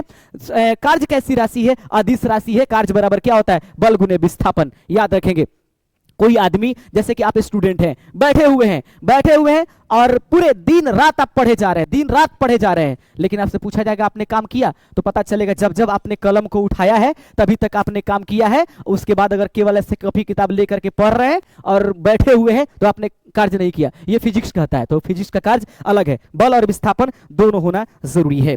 आइए मेरे प्यारे साथियों आगे चलते हैं, कार्य का रूप पढ़ते हैं। कार्य के प्रकार, कार्य के क्या पढ़ेंगे, प्रकार। कार्य कितने प्रकार की होगी, तो कार्य हमारे पास 2 प्रकार का होगा, एक तीसरा भी जोड़ लेंगे। याद रखिएगा कार्य ऐसे 2 प्रकार की होती है लेकिन तीसरा जोड़ लेंगे। पहला नंबर आपके पास हो जाएगा धनात्मक कार्य, क्या बोलेंगे, धनात्मक कार्य हो जाएगा। दूसरा नंबर क्या हो जाएगा, ऋणात्मक कार्य। याद रखेंगे ऋणात्मक। तीसरा नंबर क्या हो जाएगा, शून्य कार्य। याद रखेंगे कार्य 3 प्रकार की होगी, धनात्मक, ऋणात्मक और क्या आपके पास से धनात्मक, ऋणात्मक और शून्य कार्य। धनात्मक कार्य किसे कहेंगे, यदि किसी वस्तु पर बल लगा रहे हैं, यदि किसी वस्तु पर बल लगा रहे हैं और बल के दिशा में ही F बल लगाया और बल के दिशा में ही विस्थापन उत्पन्न हो रही है, तो इस प्रकार की कार्य को हम लोग धनात्मक कार्य कहेंगे। और आप याद रखिएगा जैसे एक कंकड़ है, इस कंकड़ को ऊपर की तरफ अगर हम फेंक रहे हैं तो फेंकने के समय ये ऊपर की तरफ जा रही है, लेकिन पृथ्वी का गुरुत्वाकर्षण उसको नीचे खींचने की प्रयास कर रही है। इस प्रकार इस पर कौन सी कार्य लगेगा, यहाँ पर उल्टा आ रहा है धनात्मक, लेकिन ऊपर से किसी चीज को फेंक दिया,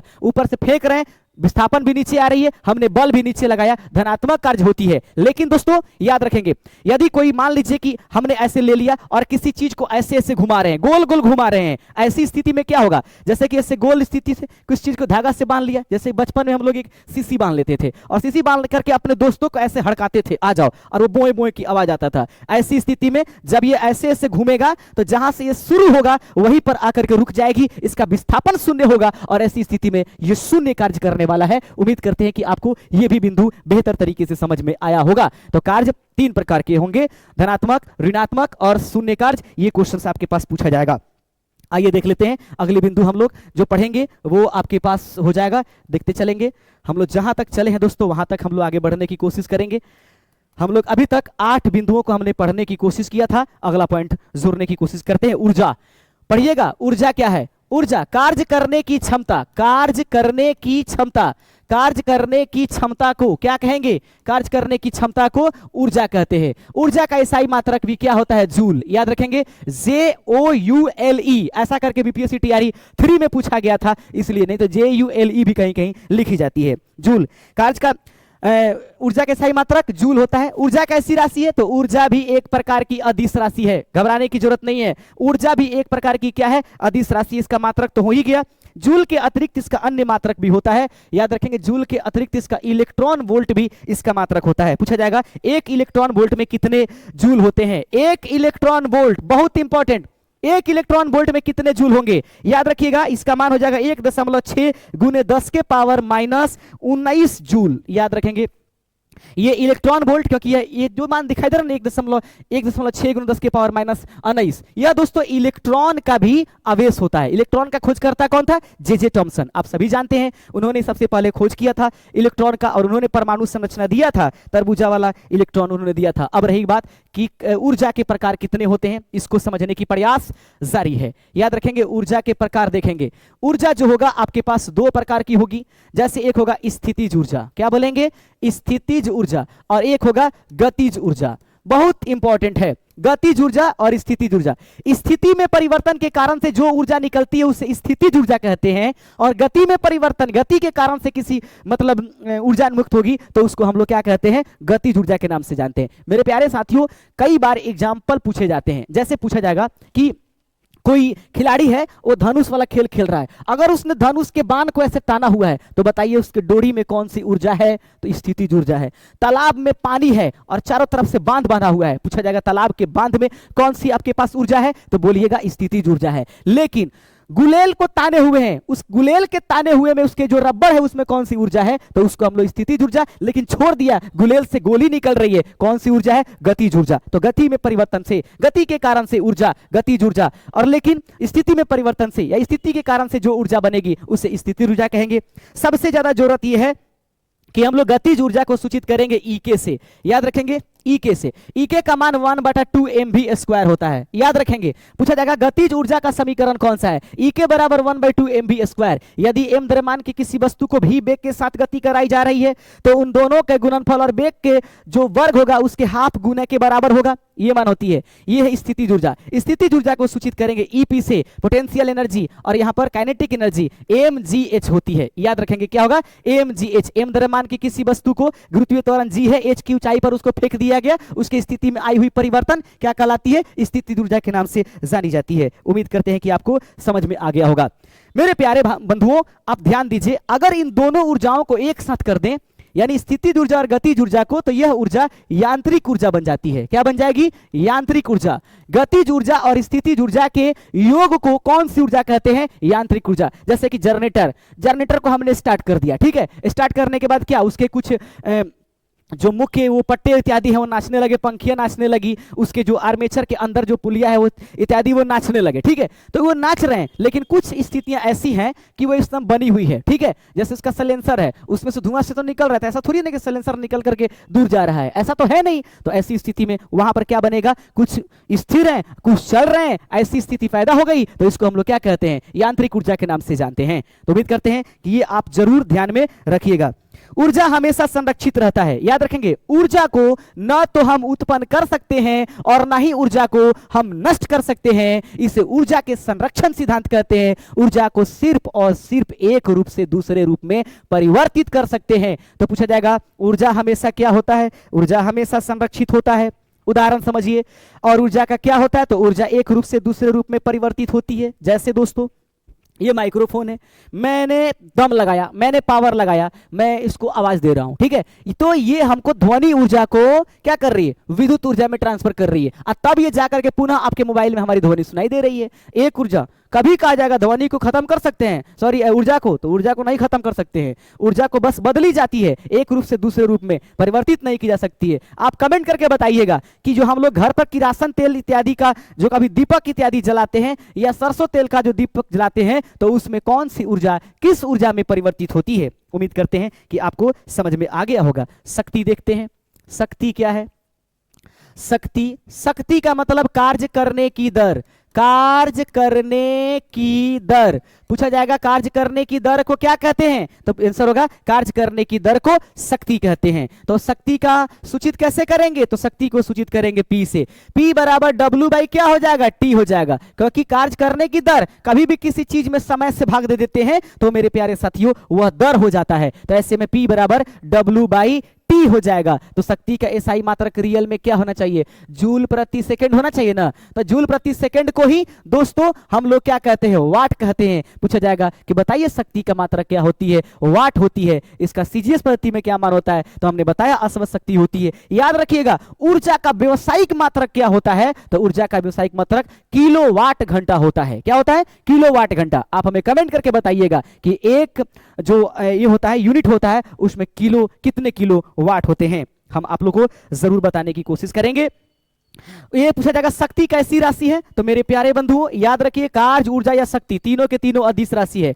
कभी कंफ्यूज नहीं होना है, तीनों के तीनों कैसी राशि है? यह अदिश राशि है। सीजीएस पद्धति में इसका मात्रक क्या होता है? सीजीएस पद्धति में जूल को अर्घ कहते हैं और समय को सेकंड ही कहते हैं। तो याद रखिएगा सीजीएस पद्धति में जो ये आपके पास मान हो जाएगा, फिर से देख लीजिए, सीजीएस पद्धति में जो मान होगा शक्ति का एसआई मात्रक क्या होता है? अर्घ प्रति सेकंड इसका मान हो जाएगा। उम्मीद करेंगे कि यह भी बिंदु आपको समझ में आ रही होगी। खत्म होता है यहां पर आपके पास कार्य, ऊर्जा और क्या? शक्ति। बढ़ेंगे अपने अगले चैप्टर के साथ, वो होगा गुरुत्वाकर्षण। बहुत जरूरी अगला पॉइंट आपके पास आ गया, गुरुत्वाकर्षण पढ़ना है।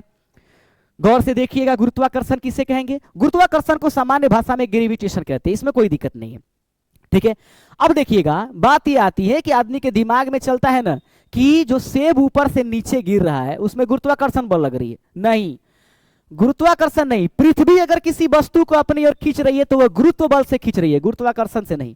गुरुत्वाकर्षण ब्रह्मांड में उपस्थित रहने वाली दो पिंडों के बीच में लगती है। पूछा जाएगा कि गुरुत्वाकर्षण में और गुरुत्व बल में क्या अंतर है? तो पृथ्वी किसी चीज को जिस बल से अपनी ओर खींचती है उसको गुरुत्व बल कहते हैं। यानी दो वस्तुओं के गुरुत्वाकर्षण में अगर एक वस्तु उसमें पृथ्वी है तो गुरुत्व बल है, लेकिन अगर दो वस्तु आपस में एक दूसरे को खींच रहे हैं तो ये गुरुत्व के आकर्षण है, अर्थात गुरुत्वाकर्षण बल है। तो गुरुत्व बल और गुरुत्वाकर्षण बल में अंतर है।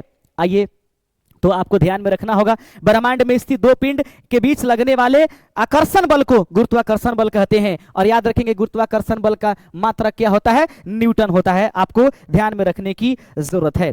और गुरुत्वाकर्षण से संबंधित एक नियम दिया था जिसको गुरुत्वाकर्षण का सार्वत्रिक नियम कहा जाता है। सार्वत्रिक नियम ये कई बार बीपीएससी के द्वारा पूछा गया। गुरुत्वाकर्षण का सार्वत्रिक नियम किसने दिया था? न्यूटन ने दिया था। किसने दिया था? न्यूटन। आइए न्यूटन के द्वारा दी जाने वाली गुरुत्वाकर्षण के सार्वत्रिक नियम को देखते हैं। मेरे प्यारे बंधुओं, यदि आप मान लीजिए यहां पर एक वस्तु है जो ना के नाम ए है, यहां पर वस्तु बी है, उसका नाम कितना है? आपके पास बी है। अगर इसका द्रव्यमान m1 है और इसका द्रव्यमान क्या है? m2 है, तो इन दोनों के बीच में आकर्षण बल लगेगा। ये दोनों एक दूसरे को खींचने की प्रयास करेंगी। तो ऐसे में इनकी क्या होगी? अगर इनके बीच की दूरी कितनी हो जाए मेरे प्यारे साथियों? अगर इनके बीच की दूरी r है तो इनके बीच लगने वाला बल F जो होगा इन दोनों के गुणनफल के समानुपाती होगा। F समानुपाती m1 गुने क्या हो जाएगा? m2 हो जाएगा।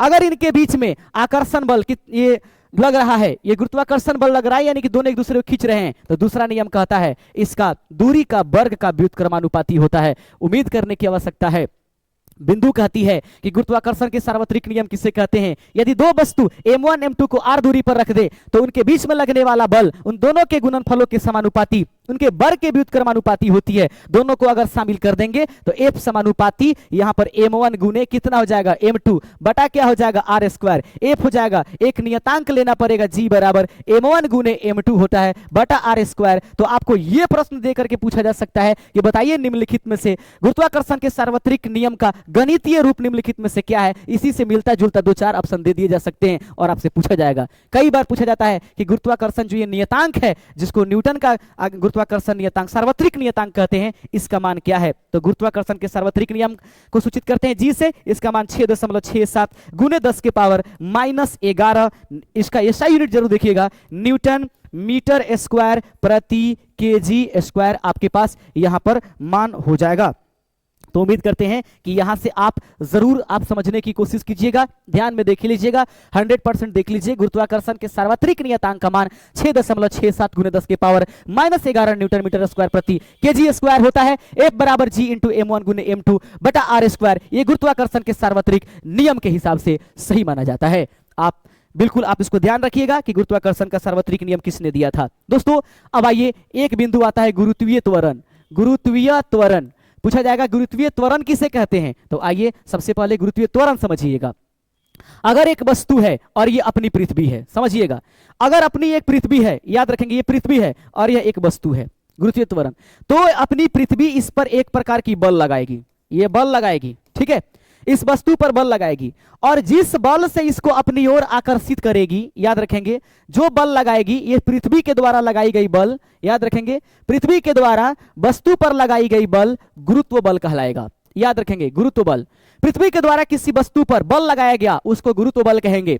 और इसके दौरान जो इसमें त्वरण उत्पन्न हो गई, याद रखेंगे त्वरण उत्पन्न हो गई, उस त्वरण को हम लोग कहते हैं गुरुत्वीय त्वरण। आपसे पूछा जा सकता है कि बताइए गुरुत्वीय त्वरण क्या है। तो पृथ्वी के द्वारा लगाई जाने वाली गुरुत्व बल के दौरान जो भी त्वरण उत्पन्न होगा उसे गुरुत्वीय त्वरण कहेंगे। और गुरुत्वीय त्वरण को सूचित करते हैं छोटकी जी से। जी का मान कितना होता है याद रखिएगा 9.8 और उसके बाद ये एक प्रकार का त्वरण है, इसलिए इसको मीटर प्रति सेकंड स्क्वायर में व्यक्त करेंगे। कभी कभी अप्रॉक्स के रूप में इसको दोस्तों लिख दिया जाता है 10, लेकिन 10 अंकिक प्रश्नों को बनाने के समय लिखने की आवश्यकता होती है। तो उम्मीद करते हैं कि गुरुत्वीय त्वरण आपको समझ में आ गया। पृथ्वी किसी वस्तु पर जो बल लगाएगी उसको गुरुत्व बल कहेंगे और उसके कारण से जो त्वरण उत्पन्न होगा उससे गुरुत्वीय त्वरण कहेंगे। गुरुत्वीय त्वरण को सूचित करेंगे छोटकी जी से, जो कि आपके पास दिखाई दे रहा है। जी का मान 9.8 मीटर प्रति सेकंड स्क्वायर होता है।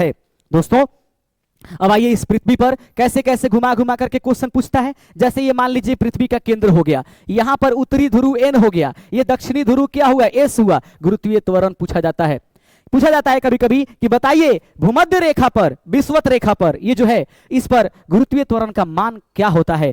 ऊपर जाएंगे तो क्या होगा, नीचे आएंगे तो क्या होगा, इस केंद्र पर रहेंगे तो क्या होगा, आपको ध्यान में रखना है। तो याद रखेंगे न्यूटन मीटर स्क्वायर होता है। तो सबसे पहले महत्तम, याद रखेंगे यहां पर महत्तम पूछा जाएगा कि कहां पर गुरुत्वीय त्वरण का मान सबसे अधिक होता है। तो याद रखने की आवश्यकता है कि गुरुत्वीय त्वरण का मान सबसे अधिक जो होती है वह ध्रुव पर होती है। कहां होती है, ध्रुव पर होती है, ध्रुव पर सबसे अधिक होती है। ऊपर जाएंगे या नीचे आएंगे, ये भूमध्य रेखा जिसको विषुवत रेखा के नाम से जानते हैं, विषुवत रेखा, याद रखेंगे विषुवत रेखा से ऊपर अगर गए तो भी निगेटिव होगा, नीचे अगर आए तो भी निगेटिव होगा। निगेटिव कहने का मतलब कम। तो क्वेश्चन पूछा जा सकता है कि गुरुत्वीय त्वरण का मान जो है पृथ्वी के विषुवत रेखा से ऊपर की तरफ क्या होती है, कम होती है, नीचे की तरफ क्या होती है, जो भी कम होती है। सबसे अधिक कहां होती है, ध्रुव पर। विषुवत रेखा पर क्या होती है, न्यूनतम होती है, ठीक है, न्यूनतम। विषुवत रेखा पर क्या हो जाएगी, न्यूनतम हो जाएगी। लेकिन अगर केंद्र की बात पूछ दिया जाएगा तो उस समय कहिएगा कि यहां शून्य होती है। तो पूछा जाएगा कि गुरुत्वीय त्वरण का मान कहां पर शून्य होती है, कहां पर जीरो होता है। तो ऐसी स्थिति में याद रखना है कि गुरुत्वीय त्वरण जी का मान पृथ्वी के केंद्र पर शून्य होती है, विषुवत रेखा पर न्यूनतम होती है, सबसे अधिक महत्तम ध्रुव पर होती है। ऊपर जाएंगे या नीचे आएंगे गुरुत्वीय त्वरण का मान कम होता हुआ नजर आएगा। आप देख रहे हैं open study area YouTube channel पर महा लेक्चर, महा marathon class BPSC ADO examinations के लिए। आइए बढ़ेंगे अगले क्वेश्चन की तरफ। चंद्रमा पर किसी पिंड का भार, कई बार पूछा गया है। चंद्रमा पर किसी पिंड का भार चंद्रमा पर किसी पिंड का भार क्या होगा? पृथ्वी पर का 1/6 गुना होता है। याद रखना है कितना होता है? 1/6 गुना। चंद्रमा पर किसी पिंड का भार जो होता है पृथ्वी पर के भार का क्या होता है? 1/6 गुना। लेकिन अगर द्रव्यमान कह करके पूछ दे तो कहिएगा कोई परिवर्तन नहीं आता है, कोई परिवर्तन नहीं आता है। किसी पिंड को पृथ्वी पर रखे चंद्रमा पर द्रव्यमान नहीं बदलता है, लेकिन उसका भार जरूर बदलेगा, 1/6 गुना होता है। पृथ्वी की अपेक्षा चंद्रमा का भार द्रव्यमान 1/81 होता है, इसको ध्यान रखिएगा। आपको इसमें गुरुत्वाकर्षण में लिफ्ट भी पढ़ने की आवश्यकता है। आइए लिफ्ट पढ़ते हैं। आइए सबसे पहले लिफ्ट को जानने की कोशिश करेंगे। लिफ्ट क्या होती है? लिफ्ट से क्वेश्चन बड़ी पूछता है, कई बार 1-2 पूछ देगा, मैंने एक क्वेश्चन तो पूछ देता है। याद रखिए ये क्वेश्चन कंपटीशन के लिए बहुत ज्यादा है और अभी निगेटिव मार्किंग है, तो इसलिए थोड़ा सा ध्यान रखिए। आइए पढ़ते हैं कि लिफ्ट क्या होती है। मतलब एक ऐसा यंत्र जिसके द्वारा हम लोग ऊंचाई पर चढ़ने के लिए प्रयोग करते हैं या ऊंचाई से नीचे आने के लिए प्रयोग करेंगे, उसको लिफ्ट कहते हैं। बात आप हंस रहे होंगे कि सर ये हाल में बता रहे हैं आप, लिफ्ट आता है, बिल्कुल आपको समझ में आता है, परंतु सुनिएगा लिफ्ट का क्या हाल है। देखिए लिफ्ट में हम लोग भार का क्या मान चलेंगे? समान त्वरण के साथ बढ़ेगा कि घटेगा? याद रखेंगे भार, लिफ्ट में हम लोग भार पढ़ते हैं। लिफ्ट में भार हम लोग जो पढ़ेंगे वो पहले इसको देखते हैं। लिफ्ट में भार हम लोग समान त्वरण से देखते हैं। सबसे पहले समान त्वरण, समान त्वरण देख लीजिएगा। समान त्वरण से लिफ्ट में वेग को देखिएगा। जब भी त्वरण पूछ दे, दो ही खेल है इसमें, एगो वेग होता है, एगो क्या होता है? वेग, और दूसरा क्या होता है? त्वरण। जब समान त्वरण से कह दे तब देखिए लिफ्ट का क्या हाल है, एकदम समझिएगा। यदि कोई वस्तु समान त्वरण से ऊपर की ओर जा रही है, कहां जा रही है? ऊपर की तरफ जा रही है, तब क्या होगा? समान त्वरण से ऊपर जाएगी तो इसका जो भार होगा W बराबर इस वस्तु के जो भार है mg प्लस ma, यानी ये प्लस हो जाएगा। ऊपर की तरफ जब जाएगी समान त्वरण से तो इसका मान बढ़ेगा, भार क्या होगा? बढ़ेगा। और W बराबर किधर? mg माइनस ma, यानी वही वस्तु नीचे की तरफ आएगी, याद रखेंगे, तो इसका भार घटेगा। याद रखने की जरूरत है। यदि समान त्वरण से कोई लिफ्ट ऊपर जा रही है और आप उसी में बैठे हुए हैं तो आपका क्या होगा? आपका वही होगा कि आप अपने आप को भारी महसूस कीजिएगा, क्या बात है, जबरदस्त चलिएगा। लेकिन अगर उसी रफ्तार से समान त्वरण से नीचे स्वायदे आ रहे हैं तो आपका भार घटा घटा नजर आएगा, इसीलिए डर लगता है। यह समान वेग से संबंधित चीज था। अब आ जाइए, सॉरी, समान त्वरण। समान त्वरण से ऊपर जाएगा तो बढ़ेगा, समान त्वरण से नीचे आएगा तो घटेगा। अब समान वेग, समान वेग से पूछेगा, समान वेग, आइए ध्यान से देखिएगा। समान वेग, समान वेग से अगर लिफ्ट जा रही है तब देखिए, है लिफ्ट है, समान वेग से ऊपर या समान वेग से नीचे। वेग त्वरण कहेगा तो ऊपर जाने पर बढ़ेगा, त्वरण कहेगा तो नीचे आने पर घटेगा, लेकिन समान वेग से कहे कि ऊपर नीचे जाइए, कोई परिवर्तन नहीं। याद रखेंगे, कोई परिवर्तन नहीं। अगर केवल जा रहा है, त्वरण नहीं उत्पन्न हो रही है, तो उसमें आप बैठे हुए हैं तो आपके शरीर पर किसी भी प्रकार का प्रभाव पड़ने वाला नहीं है। आप जितना है उतना ही रहिएगा, हमेशा इसका टेंशन नहीं लीजिए। अब आगे है, एक और बिंदु आता, बड़ी खतरनाक स्थिति होती है। उतरते समय यदि लिफ्ट की डोरी टूट जाए तब क्या होगा? उतरते समय, उतरते समय, याद रखें, उतरते समय यदि लिफ्ट का डोरी टूट जाए, लिफ्ट की डोरी टूट जाए, डरिए नहीं कि टूट जाएगा तो गिर जाएंगे, तो गिरना तो है ही, लिफ्ट पे काहे चढ़े थे। उतरते समय यदि लिफ्ट की डोरी टूट जाए, नीचे गिरे तो आपकी भार क्या होगा? जनाबे अली, आपको कुछ समझ में नहीं आएगा। आप 0 लेवल पर होकर चलिएगा, ले चलो जहां लेकर चलना है। गिर रहे हैं, जाइए आराम से नीचे गिरिएगा, तब स्थिति आपके पास आएगी। उतरते समय यदि लिफ्ट की डोरी टूट जाए तो व्यक्ति का भार कैसे महसूस होगा? एकदम 0, कोई दिक्कत नहीं है। नीचे उतरते समय यदि लिफ्ट का त्वरण गुरुत्वीय त्वरण से अधिक हो जाए, याद रखेंगे, लिफ्ट का त्वरण, याद रखेंगे, लिफ्ट का त्वरण यदि गुरुत्वीय त्वरण से अधिक हो जाए, गुरुत्वीय त्वरण से अधिक हो जाए, ध्यान रखिएगा, गुरुत्वीय त्वरण से अधिक हो जाए, लिफ्ट का त्वरण ज्यादा हो जाए, किसके तुलना में? गुरुत्वीय त्वरण से, तो जानते हैं क्या होगा? गिरिएगा, उसके बाद सटक से जाकर के आपका माथा जो है जाकर के सिर जाकर के लगेगा लिफ्ट में, धड़ाम से दिमाग होश में आ जाएगा। तो याद रखिए, समान त्वरण से ऊपर बढ़ेगा, समान त्वरण से नीचे घटेगा, समान वेग से ऊपर नीचे करते रहिए, कोई परिवर्तन नहीं है। उतरते समय अगर डोरी टूट गई शून्य महसूस कीजिए, और यदि उतरते समय अगर लिफ्ट का त्वरण ज्यादा हो गया, गुरुत्वीय त्वरण से 9.8 से ज्यादा हो जाएगा, तो आप जाकर के लिफ्ट के छत में टकरा जाइएगा और हो सकता है जीने से बच भी जाइए। आइए देख लेते हैं। कहता है दोस्तों, उपग्रह, कक्षीय उपग्रह होते हैं। उपग्रह दो प्रकार की होती है, कक्षीय उपग्रह और एक होता है आपके पास भू स्थिर उपग्रह। यानी कुछ उपग्रह ऐसे होते हैं ब्रह्मांड में जो पृथ्वी के चारों कक्षा में चक्कर लगाते रहते हैं, कक्षीय उपग्रह कहेंगे। एक उपग्रह ऐसा होगा जो आपको खड़ा करा दिए, वो चुपचाप अपना काम कर रहा है, इसको भू स्थिर उपग्रह के नाम से जानते हैं। ये इसी में पढ़ना था। आइए देख लेते हैं, अगली बिंदु है किसी अब तक पलायन वेग। अब जरा समझिए पलायन वेग, अगली बिंदु क्या है, पलायन वेग किसे कहते हैं, समझिए इसको। पलायन वेग किसे कहते हैं? पलायन वेग का मतलब जानते हैं क्या है?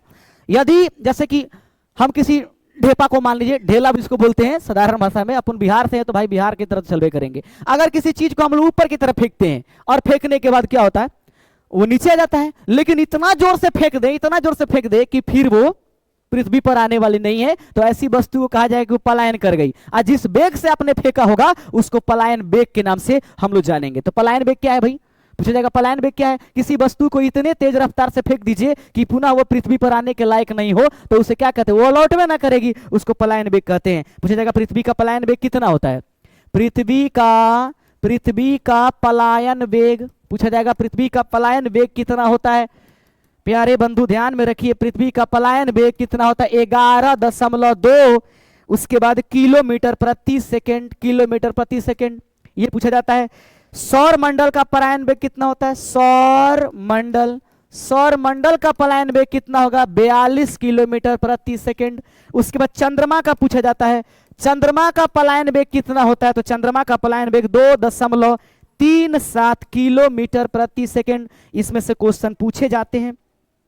पलायन वेग कक्षीय वेग का VO का √2 गुना होता है। तो पलायन वेग और कक्षीय वेग याद रखेंगे, पलायन वेग माने ऊपर चले, कक्षीय मतलब गोल गोल घूमता रहता है। तो पलायन वेग को सूचित करते हैं VE से। अब पलायन जो कक्षीय वेग है इसको VO से सूचित करते हैं।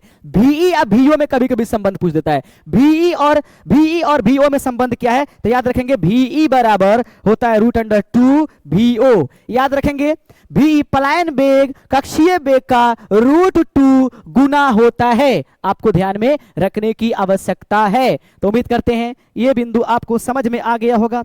और कुछ अगर है इसमें तो पढ़ेंगे, नहीं तो आगे बढ़ेंगे। आइए देख लेते हैं अगली बिंदु क्या है हमारे पास, और प्रमुख यंत्र इत्यादि है। जो भी नोट्स है उस नोट्स के माध्यम से हम लोग चलने की कोशिश करेंगे, न्यूनतम हो जाएगा, समान वेग इत्यादि हो जाएंगे। अब ये नोट्स नंबर 1 हमारे पास हो गया है कंप्लीट। नोट्स नंबर 2 हम लोग देखते हैं कि क्या उसमें कुछ ऐसा है क्या जिसको पढ़ाने की आवश्यकता थी। याद रखेंगे। अब दोस्तों हम लोग यहाँ पर गुरुत्वाकर्षण भी समझ गए हैं। अब गुरुत्वाकर्षण के बाद हम लोग अगली बिंदु समझने की कोशिश करेंगे, और वो बिंदु होगा प्रकाश। तो हम लोग प्रकाश अब पढ़ने जा रहे हैं। तो मिलते हैं, बस बने रहिएगा, हटने की आवश्यकता बिल्कुल नहीं है।